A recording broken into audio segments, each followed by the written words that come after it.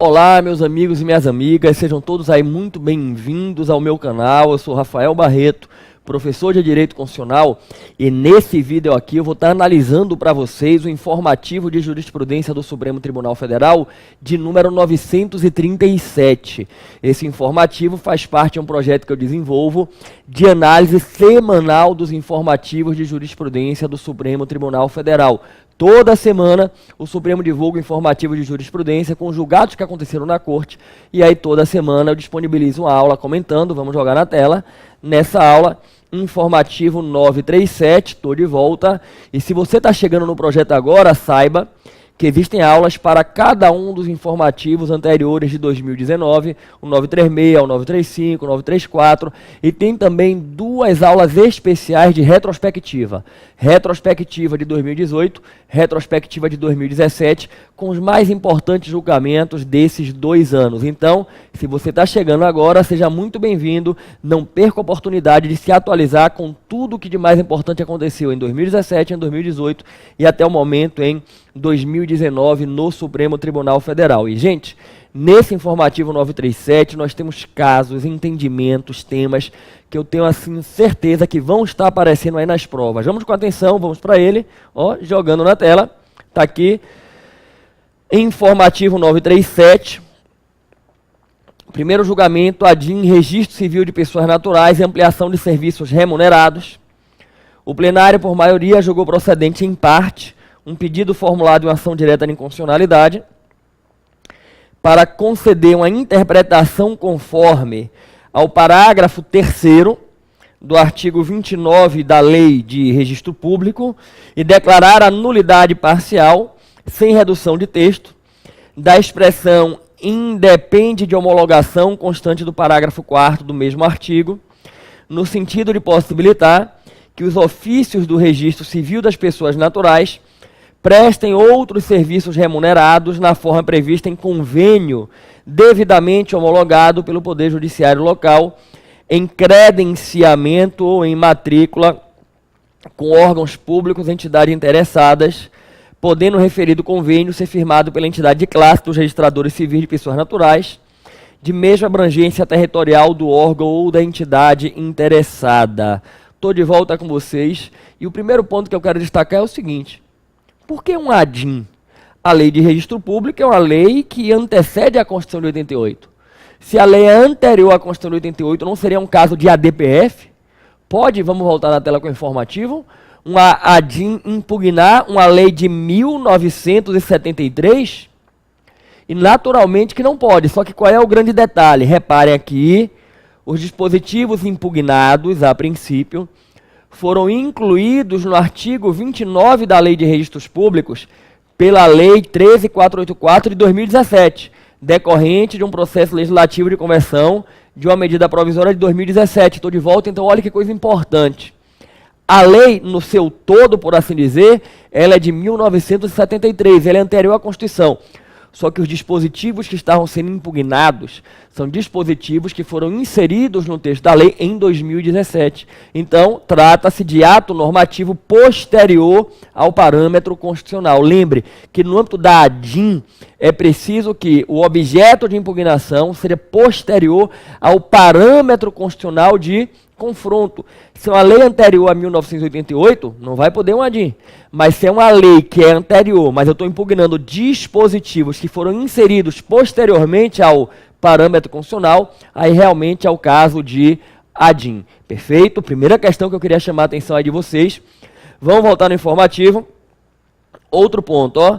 Repare que o tribunal deu uma interpretação conforme a um dispositivo e declarou a nulidade parcial, quer dizer, a inconstitucionalidade parcial com redução de texto de um outro dispositivo. Eu quero lembrar para vocês o que é interpretação conforme. Estou de volta. Lembre que interpretação conforme é uma técnica decisória, que é utilizada no âmbito do controle de constitucionalidade. Existem duas técnicas decisórias que operam no plano da interpretação.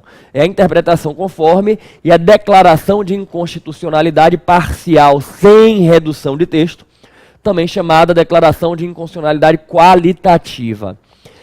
Quando o tribunal adota essas técnicas, interpretação conforme ou declaração de inconstitucionalidade qualitativa, ele trabalha não no texto em si, mas no plano da interpretação do texto.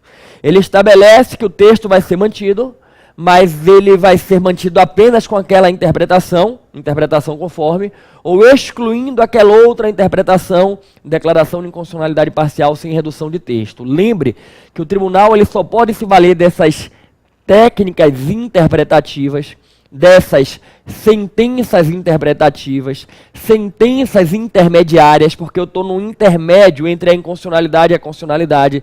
É constitucional ou inconstitucional? As duas coisas. No texto em si, não necessariamente, mas no plano da interpretação. Tem interpretação que é constitucional, tem interpretação que é inconstitucional. O tribunal só pode se valer dessas técnicas quando ele está diante de textos que comportam mais de uma interpretação. E o tribunal deve preservar a constitucionalidade, ele deve se esforçar para manter o dispositivo legal. É o chamado dever de autocontenção, a self-restraint, que incide no âmbito da atuação do Poder Judiciário, marcadamente no controle de constitucionalidade. Se eu puder evitar a declaração de inconstitucionalidade, eu evito em deferência à atividade do legislador. E aí, quando o Tribunal da Interpretação conforme, ele estabelece, olha, está mantido, é constitucional, mas com essa interpretação. Vamos voltar no informativo. E aí o tribunal deu a interpretação conforme, mas declarou a inconstitucionalidade reduzindo o texto da expressão independe de homologação, e aqui é o ponto de mérito, né? Aqui vai ser o ponto de mérito que é muito interessante, que é o seguinte, ó.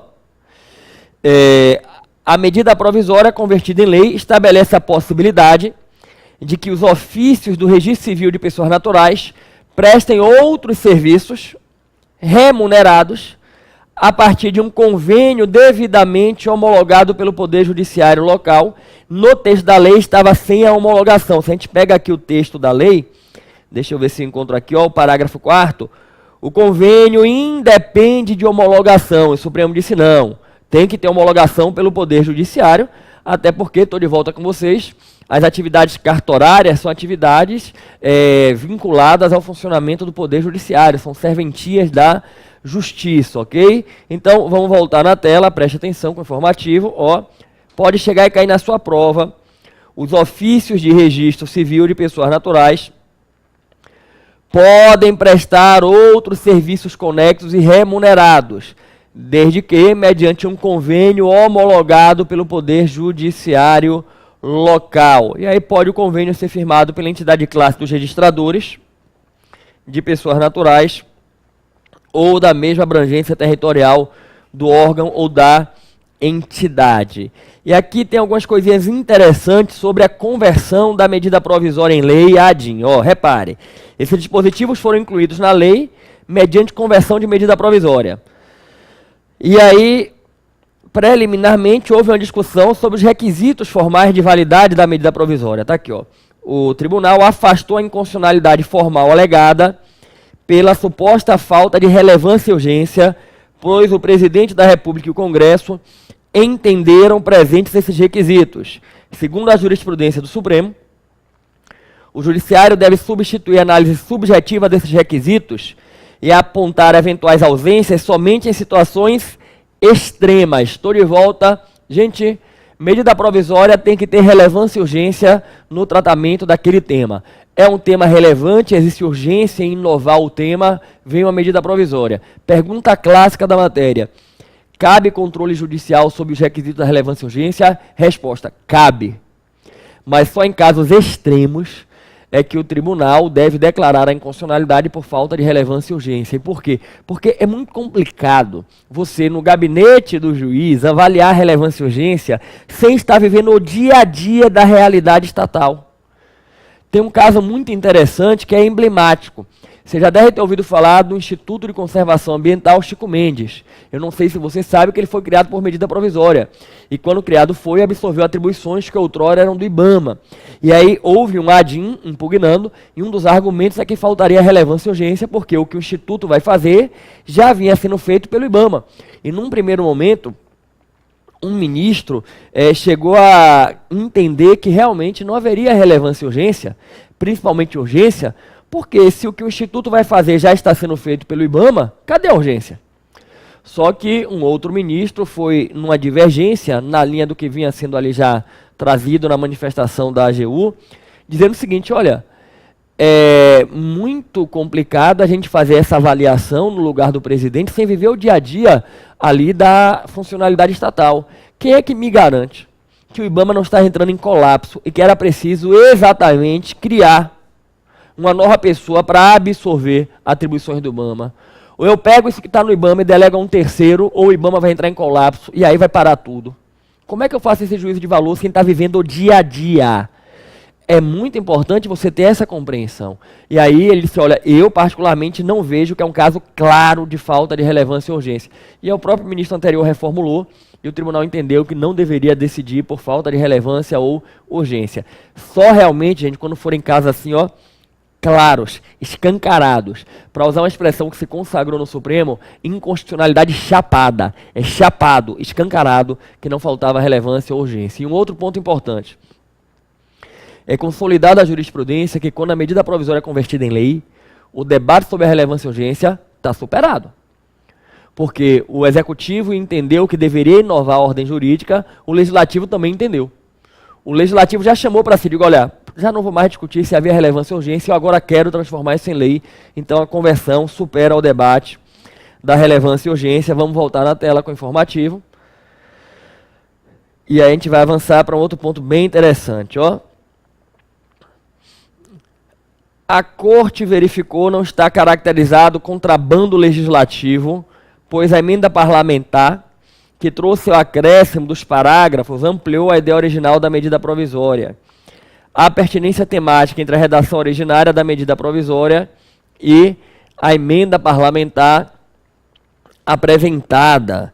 Inadmitir a ampliação da finalidade de medida provisória resultaria na compreensão de seu Congresso Nacional um mero chancelador do ato normativo. A iniciativa parlamentar merece deferência, uma vez que a emenda cuidou do mesmo escopo, que era favorecer a acessibilidade da população a serviços e utilidades públicas que possam ser prestados pelos registradores. Estou de volta com vocês. E aqui nos leva a um outro debate, que é o seguinte. A medida provisória pode ser alterada no Congresso Nacional? Claro que pode. O presidente editou a medida provisória, encaminhou para o Congresso tem poder de alterar o texto da medida provisória, ele pode rejeitar, quanto mais alterar o texto da medida provisória. É plenamente possível que se promova a alteração no texto da medida provisória, e é inclusive a partir disso que se diz que a conversão da medida provisória em lei pode se dar com ou sem modificação. Pode ser que a lei de conversão seja idêntica à medida provisória, só mudou o nome, ou pode ser que tenham novidades. Na deliberação no Congresso, alteraram o texto da medida provisória, ok? Bacana quanto a isso. Vamos voltar lá no informativo. Aqui a parte em que se declarou a nulidade, ó. A inconstitucionalidade nos pontos em que se buscou afastar a fiscalização e a homologação dos convênios pelo judiciário local. Demais, o tribunal deu interpretação conforme para que os outros serviços remunerados que serão prestados pelos cartórios guardem alguma relação com o exercício das atividades delegadas, como, por exemplo, emissão de certidão, de documento público. É salutar a ampliação, desde que haja uma pertinência temática. Estou de volta aí, claro. Não poderia o cartório passar a exercer um outro tipo de serviço que não guarde nenhuma relação com a atividade cartorária, ok? Que não guarde nenhuma atividade cartorária. Vamos voltar na tela para finalizar esse julgado, ó. O colegiado avaliou que a fiscalização prévia e posterior dos convênios pelo Poder Judiciário é uma exigência constitucional e não pode ser suprimida por legislação federal. Os convênios, portanto, dependem de homologação. Por fim, a Corte observou que a remuneração dos serviços deve ser previamente fixada em lei de iniciativa do Poder Judiciário local. Vamos avançar.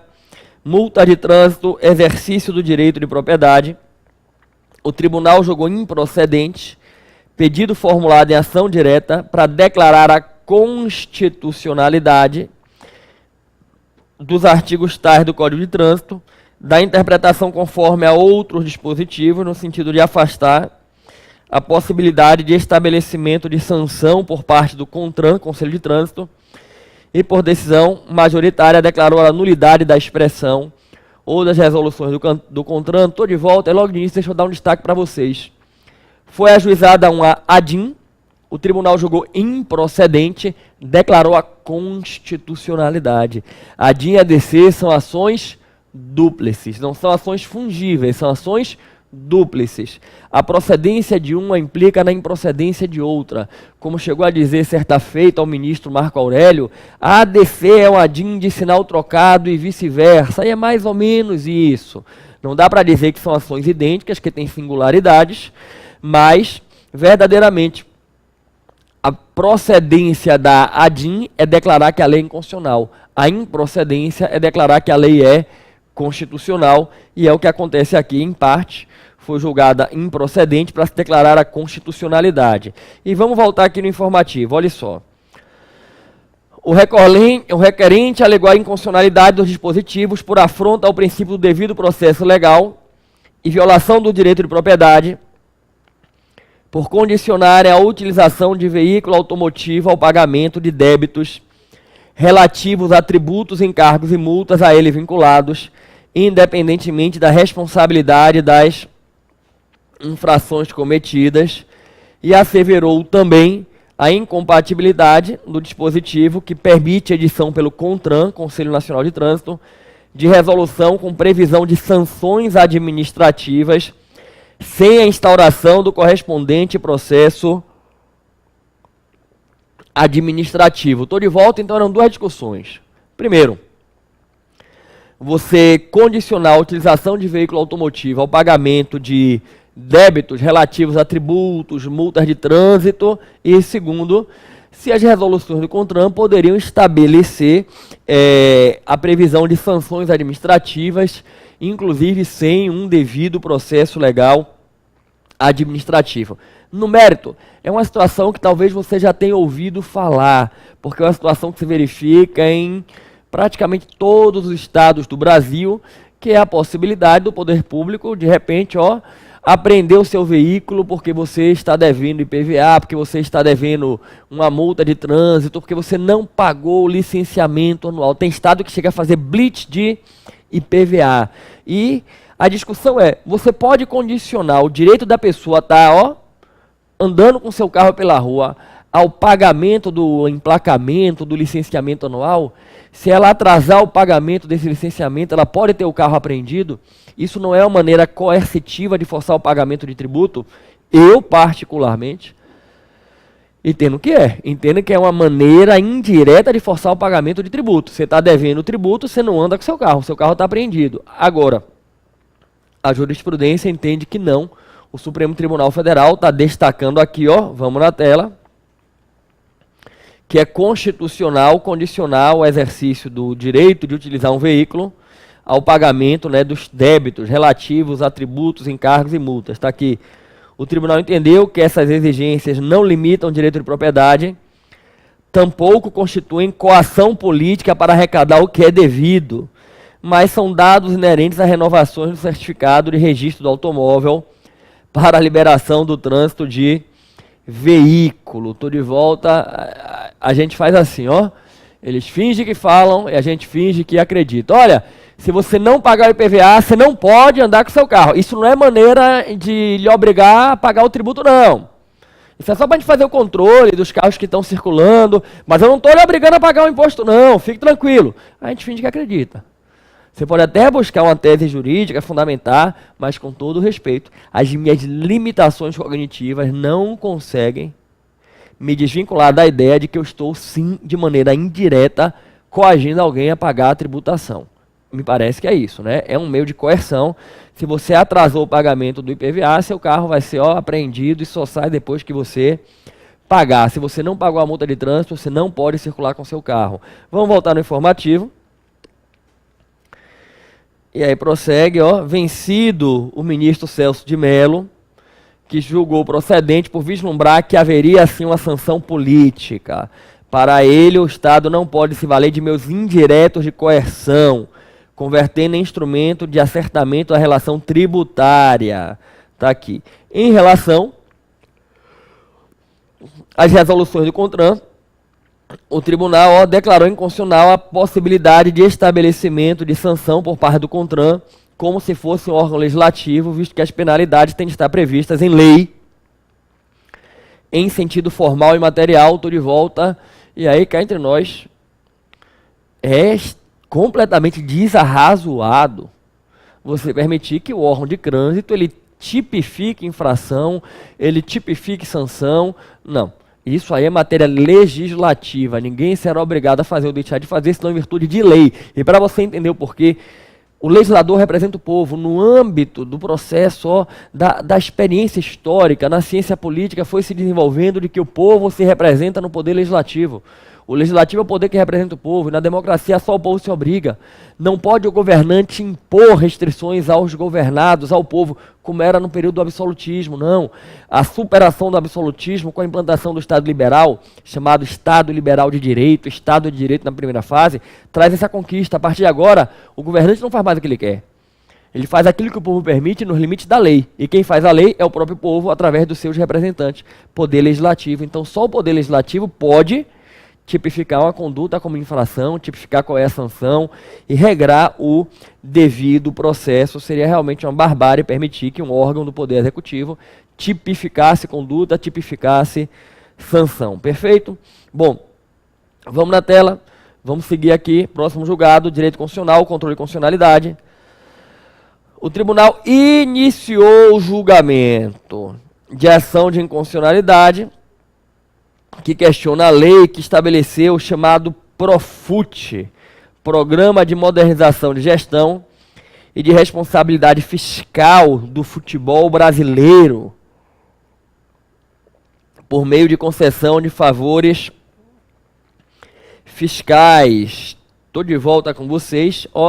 É um programa que veio principalmente no âmbito, gente, de estabelecer uma política de uma melhor gestão e responsabilidade fiscal para as entidades desportivas de futebol.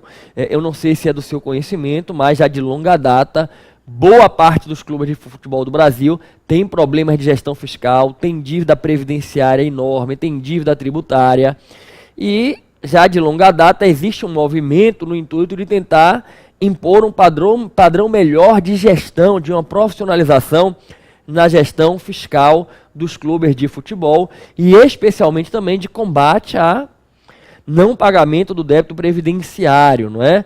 E aí, no âmbito dessa ideia, surge a lei que implanta o PROFUT e o tribunal vislumbrou que tem coisas na lei que são ok, mas que tem inconstitucionalidade. Vamos voltar na tela. Já tinha sido aí deferida uma medida cautelar, né? E aí o tribunal agora entra no mérito. Está aqui, o ministro Alexandre de Moraes relatou e o tribunal entender pela inconstitucionalidade do artigo 40, que estabelece o atendimento a um requisito de natureza fiscal, a apresentação de regularidade fiscal, como critério técnico para a habilitação da entidade de prática desportiva, até mesmo com a possibilidade de rebaixamento de divisão a agremiações que não cumprirem tais requisitos não desportivo, os quais não apresentam nenhuma relação com o desempenho esportivo da entidade. Estou de volta, usando uma linguagem bem simples, fora até do padrão técnico e até não sendo exatamente o que está no texto da lei, mas para tentar simplificar, até porque imagino que tem aqui muita gente assistindo que não acompanha o futebol, não entende as nuances do futebol, mas seria como se estivesse previsto na lei. Presta atenção, o Flamengo, o Corinthians, o Palmeiras, que é o atual campeão brasileiro, o Cruzeiro, se terminarem um ano com dívida tributária, com dívida trabalhista, com dívida previdenciária, não vão poder participar do Campeonato Brasileiro do próximo ano. Serão rebaixados de divisão. Perceba que é até uma intenção boa, que é tentar impor o quê? Uma gestão fiscal eficiente, uma responsabilidade fiscal no âmbito da administração do futebol. O clube ele contrata jogadores pagando salários altíssimos e aí deixa de pagar a tributação para conseguir montar um super time que ganha todos os títulos. A torcida está feliz, só que o clube deixou um rombo na previdência. Ou de repente o próprio clube deixou de pagar encargos trabalhistas. E aí vem essa ideia. Só que aqui, vamos voltar na tela, olha que coisa interessante, joga no informativo. O me destacando, essas previsões constituem forma de cobrança de tributo por intermédio de limitação arbitrária com a utilização de meios gravosos e indiretos de coerção estatal, destinados a compelir o contribuinte inadimplente a pagar tributo, o que configura sanção política. Estou de volta, quer dizer, eu condicionar o clube a participar do campeonato, a ter uma regularidade fiscal, é sanção política. Mas eu condicionar você a pagar o IPVA em dia, pagar multa de trânsito para poder andar com seu carro, não é sanção política, percebe? No mesmo informativo, né? Está em andamento, mas eu imagino que a tendência, a gente, é nesse sentido mesmo, né? Que o tribunal vá nesse sentido de declarar essa inconstitucionalidade, que é um meio coercitivo de impor o pagamento de tributo, ok? Vamos na tela. Próximo julgamento. Direito do trabalho, contrato de trabalho. A Lei 9.601 de 98, que trata do chamado contrato de trabalho por prazo determinado. Em conclusão, o tribunal, por maioria, indeferiu medida cautelar em ação direta de inconstitucionalidade ajuizada contra a lei número tal, que dispõe sobre o contrato de trabalho por prazo determinado. O ministro Sidney Sanches, relator, estou de volta. Aqui eu não quero nem entrar no mérito, eu só quero destacar uma coisa para vocês. Vamos voltar na tela. Que é o que vai estar aqui, ó, no final. A ministra Rosa Weber, os ministros Lewandowski, Marco Aurélio e Celso indeferiram a cautelar por não vislumbrarem perigo em mora, haja visto longo período em que o diploma legal está em vigor. Estou de volta, gente. Ministro relator, ministro Sidney Sanches, que já saiu do Supremo há muito tempo. Uma lei de 1998. E aqui eu queria que você absorvesse uma ideia que é muito trabalhada no controle, na questão da ADIM, da medida cautelar, na ADIM, nas ações de controle em geral, que é a seguinte: o lapso temporal, ele de certa forma interfere no perigo em mora. Gente, a lei é de 98, nós estamos em 2019, 21 anos quase depois. Cadê o perigo em mora? Tem 21 anos que estão aplicando a lei. Aí não há presença do perigo em mora. Realmente há entendimento do Supremo que quanto mais o tempo passa, mais você enfraquece a ideia de uma urgência na obtenção de uma medida cautelar. Perfeito? Vamos voltar na tela. Avançando aqui no informativo, ó. Rotulagem de transgênicos e competência legislativa. O tribunal iniciou o julgamento, né? Iniciou aí julgamento de uma lei estadual que dispõe sobre critério de rotulagem de produtos de origem transgênicas. E aí vai haver uma discussão sobre repartição de competências. Multa contratual de fidelidade telefônica e vínculo empregatício.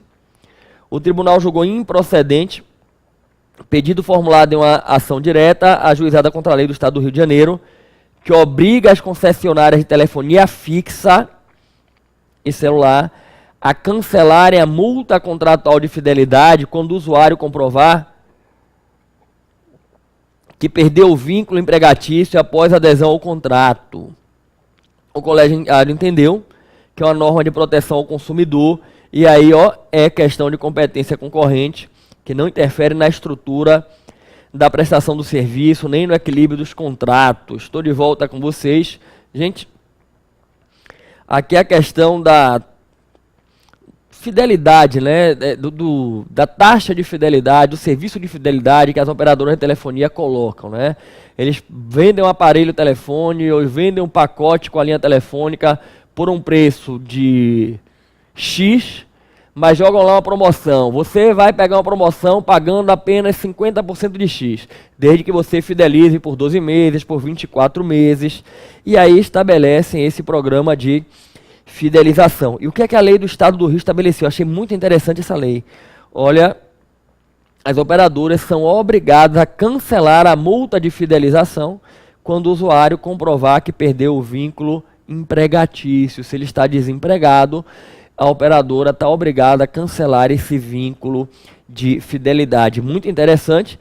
E aí havia uma discussão se estava violando a competência da União para legislar sobre telefonia. E o Supremo entendeu, está muito mais no âmbito da proteção ao consumidor, que é competência concorrente, não é? Então pode ser que apareça na prova. É constitucional a lei estadual que obriga as operadoras de telefonia a cancelar a multa contratual de fidelidade quando o usuário do serviço comprovar que perdeu o vínculo empregatício. Vamos voltar na tela. Vamos avançar aqui no informativo. ADIM, uso de arma de menor potencial ofensivo.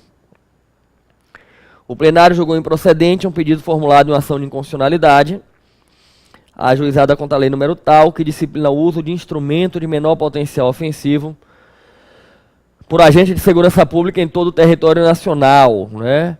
Prevaleceu o voto do ministro Fachin, que assinalou inexistir invasão da autonomia estadual, porque a União detém competência legislativa sobre a matéria. Esclareceu que a norma objetiva é regular o uso de instrumento de menor potencial ofensivo, medida atinente à garantia do direito à vida, competência que é comum atribuída à União, Estados, membros e municípios. Estou de volta com vocês, né? Havia aí uma discussão se estava havendo usurpação da competência dos estados, da autonomia dos estados, e aí o ministro Fachin, que foi acompanhado, entendeu que não, que estava tratando de aspectos em torno da própria proteção à vida, uso de arma de menor potencial ofensivo, e que estaria no âmbito aí da competência que é comum a todos, a União poderia legislar, estabelecendo aí padrões gerais, e ele entendeu que a norma está nesse texto aí, nesse contexto de ser padrão geral, ok? Vamos voltar na tela com o informativo. Está aqui. O ministro Barroso registrou que a lei apenas estabelece diretrizes gerais para o uso de arma de fogo em âmbito nacional, de acordo com critérios razoáveis de proporcionalidade. Bom,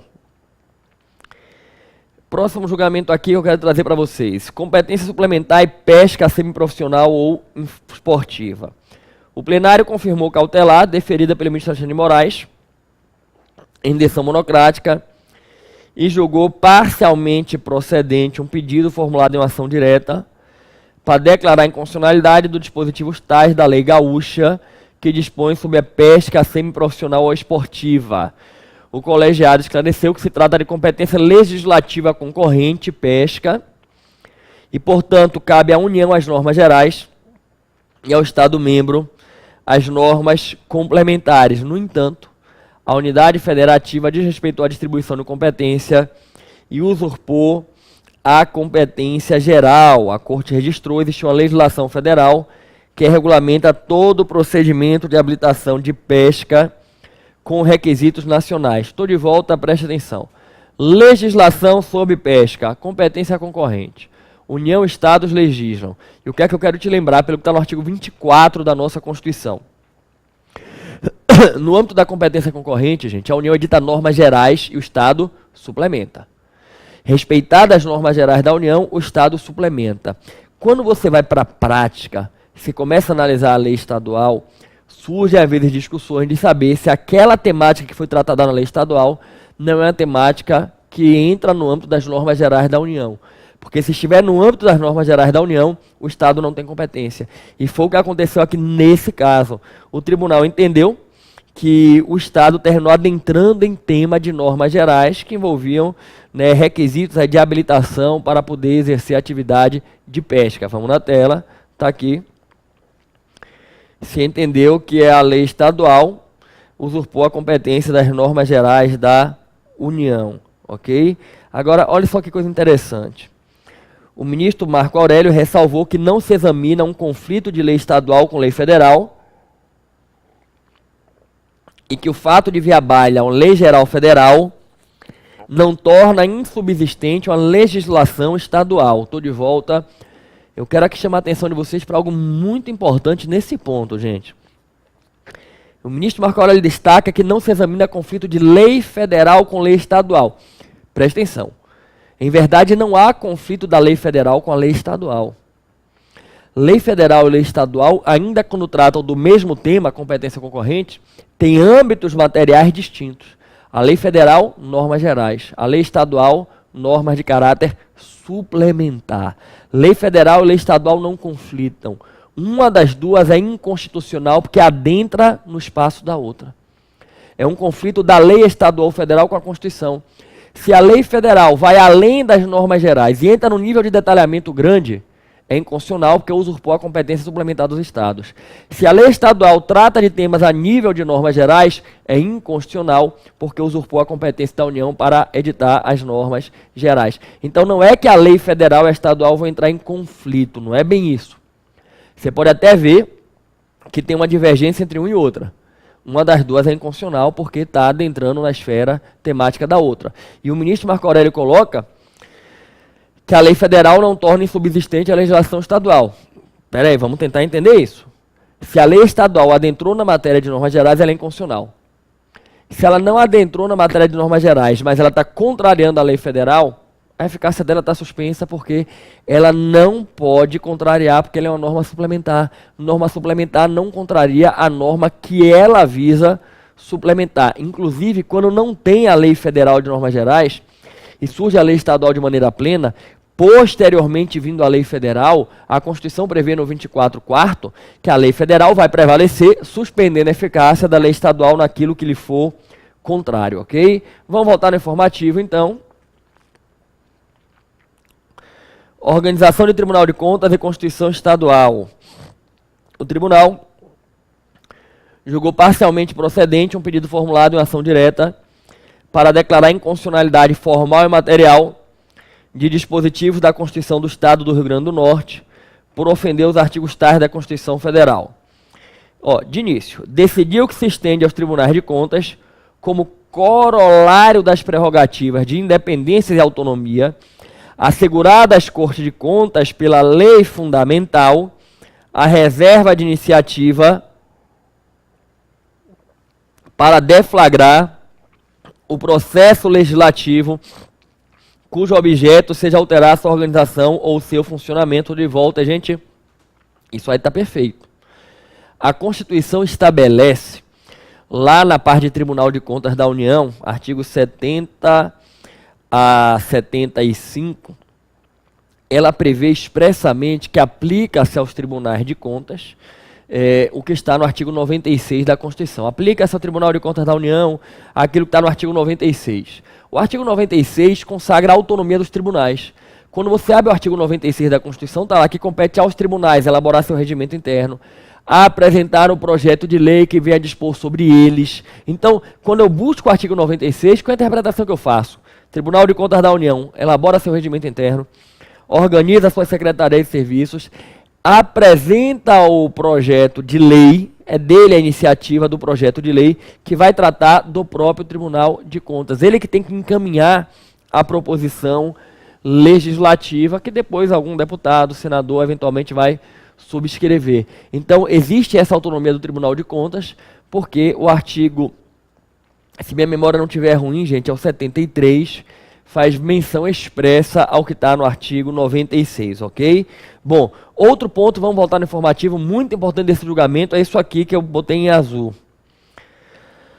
A promulgação de emenda à Constituição Estadual não constitui meio apto para contornar a cláusula de iniciativa reservada. A inobservância da regra constitucional da iniciativa legislativa reservada acarreta a inconstitucionalidade formal das normas resultantes. Estou de volta para que você compreenda. Toda vez que a matéria é objeto de iniciativa reservada para projeto de lei, não pode a emenda na Constituição do Estado tratar do tema. De fácil visualização. Determinada matéria de iniciativa privativa do governador. Regime jurídico dos servidores do Poder Executivo do Estado. A criação de uma Secretaria de Estado. Não podem os deputados, mediante emenda à Constituição, tratar do tema. Porque se eu pudesse, eu estaria usando o poder de emendar a Constituição Estadual para usurpar a iniciativa do governador. Aqui, no caso, para usurpar a iniciativa do Tribunal de Contas do Estado, que teve a sua iniciativa de projeto usurpada por meio de quê? De um artifício. De uma emenda na Constituição Estadual. Aqui sim um verdadeiro contrabando legislativo, né? Um contrabando legislativo. Olha, o Tribunal de Contas não vai encaminhar um projeto de lei, vamos passar uma emenda na Constituição. Não cabe. Eu não posso usar o poder de emenda à Constituição do Estado para usurpar a iniciativa que seja reservada a um outro segmento estatal. Perfeito? Vamos voltar no informativo. E aí, por fim, declarou a inconstitucionalidade da expressão e, com o reconhecimento da boa-fé, a liquidação tempestiva do débito ou multa, atualizado monetariamente, sanará o processo se não houver sido observada outra irregularidade na apreciação das contas contida na Constituição Estadual por afrontar o artigo 75 da Constituição Federal, uma vez que diverge do modelo federal de controle externo. Estou de volta. O artigo 75 estabelece que se aplica aos tribunais de contas estaduais o modelo que a Constituição trouxe para o Tribunal de Contas da União. E quando a gente vai lá na Constituição, no artigo 71, nas competências do Tribunal de Contas da União, tem lá que o Tribunal de Contas pode aplicar as sanções cabíveis, entre elas a sanção de multa, e a decisão que resulte em imputação de multa tem eficácia de título executivo. Débito ou multa tem eficácia de título executivo, que pelo que eu entendi, o que se estabeleceu na Constituição do Estado é que o tribunal pode fixar um débito, uma multa, isso tem força de título executivo, mas se for reconhecida a boa-fé, se for liquidado o débito ou a multa, será sanado o processo e serão, assim dizer, aprovadas as contas. E o Supremo disse, isso transborda os limites do modelo da Constituição Federal, lá do artigo 71, ok? Bom, vamos voltar no informativo, esse é um informativo mais extenso, tem muita coisa, ó. Vamos com ele na tela. Próximo julgamento. Cobrança de tarifa de pedágio em área urbana e via alternativa. O plenário iniciou o julgamento de recursos extraordinários, em que se discute a constitucionalidade da cobrança de pedágio intermunicipal em rodovia sob concessão, quando não for disponibilizada a via alternativa a município das áreas urbanas afetadas. Os recorrentes postulam a reforma de um acórdão no Tribunal Regional Federal que, no julgamento de recurso de apelação em ação popular, negou os pedidos para que fosse permitida a passagem dos munícipes sem necessidade de pagamento de pedágio, ou, alternativamente, para que a tarifa somente fosse exigida após a construção de uma via alternativa. Estou de volta. No mérito aí vai ser uma discussão sobre pedágio, só que tem outros aspectos que eu quero trazer aqui com vocês. E no mérito, a discussão sobre pedágio é a seguinte: eu posso cobrar um pedágio se eu não tenho uma via alternativa de circulação? Ou podem chegar aí na sua cidade e colocar em uma via central da cidade um pedágio, e você agora, para passar por ali, você tem que pagar esse pedágio, e você não tem um outro caminho para passar para ir para sua casa todo dia? Eu, particularmente, com as minhas limitações, entendo que não se pode admitir cobrança de pedágio sem ter uma via alternativa de circulação para as pessoas. Mas reconheço que há entendimentos na jurisprudência que mesmo sem a via alternativa, se poderia fazer esse tipo de cobrança, onde quer que se estabeleça uma praça de pedágio. Eu tenho algumas limitações aí para entender algumas questões que são decididas, né? Vamos voltar no informativo. O ministro Alexandre de Moraes negou provimento por entender que a cobrança de pedágio em trecho de rodovia situado em área urbana é compatível com a Constituição, mesmo aqueles domiciliados no município onde localizada a praça de cobrança, e independe da disponibilização de uma via alternativa gratuita aos usuários. Estou de volta para você entender. Se colocarem uma praça de pedágio naquela via de circulação que você passa todo dia para ir para sua casa, você vai ter que todo dia para ir para casa pagar pedágio. É mais ou menos isso, a grosso modo, que o ministro está dizendo aqui. Vamos voltar na tela, porque ó, a cobrança de pedágio em trecho de rodovia situado em área urbana é compatível, mesmo aos domiciliados no município, onde está a praça de cobrança, e independe de uma via alternativa. Ele traz que o tribunal já decidiu essa questão quando julgou a DIN 4382, no qual declarou a inconstitucionalidade de uma lei estadual que isentou do pagamento de pedágio moradores de cidades cortadas por rodovias concedidas por considerar que a cobrança de tarifa não fere o direito de ir e vir, nem a liberdade de locomoção dos munícipes. Estou de volta, só um destaque. Nesse caso aí que ele está mencionando, da DIN 4382, a lei estadual isentava do pagamento de pedágio aqueles que tivessem veículos emplacados no município em que instalada a praça de pedágio. Se estabeleceu uma espécie de benefício fiscal para quem tivesse feito emplacamento naquele município. E aí tem uma inconstitucionalidade por violar o princípio da isonomia federativa, o artigo 19.3. A Constituição não permite, no 19.3, que você dê tratamento preferencial para alguém em razão da procedência federativa. Quer dizer, eu sou aqui do município onde está a praça de pedágio, eu não pago, você que é de outro município tem que pagar? Está dando um tratamento diferenciado que não se justifica. Então, me parece que nessa DIN que ele menciona, foi principalmente por causa disso que se declarou a inconstitucionalidade. E não necessariamente se adentrou profundamente na questão da via alternativa. Vamos voltar no informativo. Está aqui, ó. Foi decidido que a concessão de isenção apenas a determinadas pessoas acabaria por majorar o valor da tarifa aos demais. O relator se manifestou no sentido de não haver proibição de construção de praça de cobrança de pedágio em áreas urbanas e demais. Ele afirmou que não há nenhuma previsão constitucional, legal, contratual, nem mesmo decisão judicial que garanta a isenção do pagamento de tarifa para morador de município onde instalada a praça de pedágio. E aí pediu visto o ministro Barroso, estou de volta, e eu particularmente até entendo que o critério de morar no lugar não deve ser considerado para dar uma isenção, mas eu acho que não pode cobrar sem ter via alternativa. Não tendo a via alternativa, você está obrigando a pessoa a ter que, de repente, diariamente pagar o pedágio para chegar em casa. Aí me parece que não é adequado, né?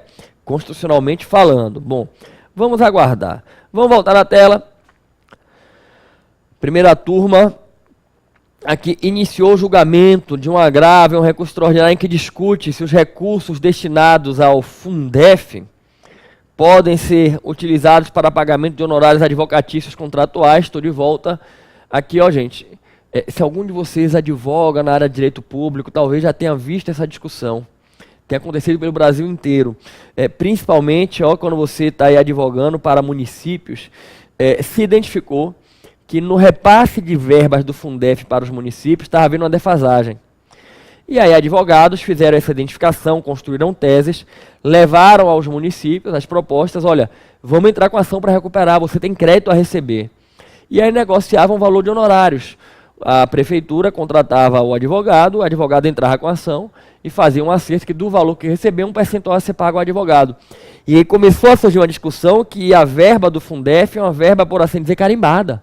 Tem destinação específica, que é investir na educação. Pode ser utilizado para pagar honorários advocatícios? Começou a surgir muita discussão quanto a isso pelo Brasil, e aí estamos aguardando o Supremo pacificar. Estamos de volta aqui no informativo, ó. Está aqui. O Tribunal Regional Federal entendeu que é direito do advogado receber os honorários dele, mas a gente vai ver aqui, ó, o ministro Alexandre de Moraes divergindo do relator Marco Aurélio, por entender que os prefeitos não podem contratar advogado mediante acordo de percentual de verba do Fundef para pagamento de honorários, porque o recurso não pertence ao prefeito e possui destinação específica, que seria educação. O ministro Barroso pediu vista. Bom, próximo julgado aqui, tema importante. A turma, né, debateu um agravo em recurso extraordinário, no qual se discutia a viabilidade de acumulação de cargos de profissional de saúde quando a jornada de trabalho ultrapassar 60 horas semanais. E o colegiado reafirmou a jurisprudência consolidada no sentido da possibilidade da acumulação, se comprovado o cumprimento de ambas as jornadas. Estou de volta. É preciso lembrar que a Constituição, lá no artigo 37, inciso 16, ela permite a acumulação de 2 cargos de professor, a de um professor quanto técnico científico, e a de 2 cargos ou empregos privativos de profissionais de saúde com profissão regulamentada, mas desde que, gente, exista sempre compatibilidade de horário. E a questão é, o que é compatibilidade de horário? Se a jornada ultrapassa 60 horas semanais, a Constituição não delimita que se é 40 horas semanais, 60 horas. A Constituição apenas exige, se houver compatibilidade de horário, pode acumular. E o Supremo vai nesse sentido, que remete muito em cada caso concreto, você analisar se está ou não havendo o cumprimento da jornada. Perfeito quanto a isso? Bacana. Vamos voltar na tela. Ó. o colegiado reafirmou a jurisprudência consolidada no sentido da possibilidade de cumulação se for comprovado o cumprimento de ambas as jornadas. Estou de volta só para você ter ideia. Se a pessoa trabalhar 12 horas por dia, de segunda a sexta, 6 horas em um emprego, 6 horas em um outro emprego, de segunda a sexta, se ela trabalhar 12 horas por dia, já tem 60. E ela trabalha 8 horas no sábado, 68. Professor, mas como é que a pessoa vai dar conta disso? Aí é a realidade de cada um. É a realidade de cada um e a capacidade que cada um tem, a resiliência que cada um tem, né? Eu conheço muitas pessoas que trabalham 10, 12 horas por dia, diariamente. E aí o Estado vedar a pessoa esse direito se ela está cumprindo com suas obrigações. Se ela está conseguindo cumprir a jornada, não está em falta com as obrigações dela, por que não? A Constituição não delimitou até tantas horas, ela disse, se houver compatibilidade, está liberado, ok? Bacana quanto a isso. Vamos voltar no informativo, joga na tela. Segunda turma, iniciou um julgamento, né, colaboração premiada, exercício de direito de defesa, no qual vai discutir se o acesso aos elementos da delação premiada estão no âmbito da súmula vinculante 14, que assegura o direito da defesa de ter acesso aos elementos de prova. Vamos aguardar. Aqui, corrupção passiva, lavagem de dinheiro. A turma indeferiu um habeas corpus em favor de um deputado federal. E o que eu quero destacar é somente essa parte aqui. A solução da controvérsia passaria de modo inafastável pelo exame do conjunto fático probatório, providência inatingível em sede de habeas corpus. Jurisprudência da Corte quanto à inadequação do uso desse remédio processual para o fim de ingressar em juízo dessa natureza. Estou de volta, eu quero só destacar para vocês. Consolidado o entendimento. Habeas corpus não permite o aprofundamento de questões de fato. Só é admissível habeas corpus quando apenas há controvérsias jurídicas, quando você tem que partir para revolver a matéria fática, a produção de provas, não se admite o habeas corpus. Aí deixa para as vias ordinárias, ok? Vamos voltar na tela, informativo. Está aqui, agravo regimental em habeas corpus, sustentação oral, não destaquei nada. Eu acho que fechamos. Estou de volta com vocês. A gente consegue chegar aí ao final do informativo 937. A gente viu muita coisa importante aqui nesse informativo 937. A gente falou sobre controle de constitucionalidade. Destacamos aí a questão da interpretação conforme, técnica decisória em que o tribunal declara a constitucionalidade de uma lei mediante uma determinada interpretação, mantendo a lei no ordenamento jurídico.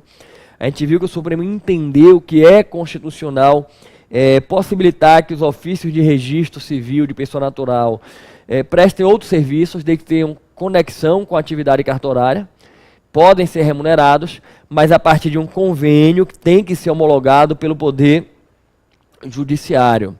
A gente viu também que quando a medida provisória é convertida em lei, pode ocorrer a conversão com ou sem alteração legislativa. Os parlamentares têm a autonomia para emendar o texto da medida provisória. A gente viu também no informativo, né, que o Supremo entende pela constitucionalidade de condicionar a utilização de veículos automotivos ao pagamento de impostos, multas, né, demais encargos vinculados. A gente destacou que o tribunal está julgando aí a questão do Profut, está em andamento o julgamento, mas que é uma tendência de declarar inconstitucionalidade por configurar meio indireto de cobrança de tributo, condicionar que as entidades desportivas participem dos campeonatos, permaneçam na divisão ao pagamento de tributo, né? Dentre outros importantes pontos que a gente aí debateu. Espero que tenha sido um encontro proveitoso para vocês. E aí, para finalizar, eu queria aqui só encaminhar algumas rápidas observações, pedidos. O primeiro é te pedir que, se você não tiver inscrito no meu canal no YouTube, você se inscreva. Se inscreva no canal e ative o sininho para receber notificações, para você acompanhar não apenas as próximas aulas de informativo, mas como também outros vídeos que eu divulgo aí periodicamente. Segundo, te pedir que compartilhasse o projeto com todos os seus amigos de estudo. Gente, quem estuda para concurso público precisa estar antenado com a jurisprudência do Supremo Tribunal Federal. Cai demais, cai demais. E essas aulas permitem uma evolução muito grande. Olha, gente, eu desenvolvo esse projeto há muitos anos. Eu criei esse projeto pioneiramente no Brasil, em 2007.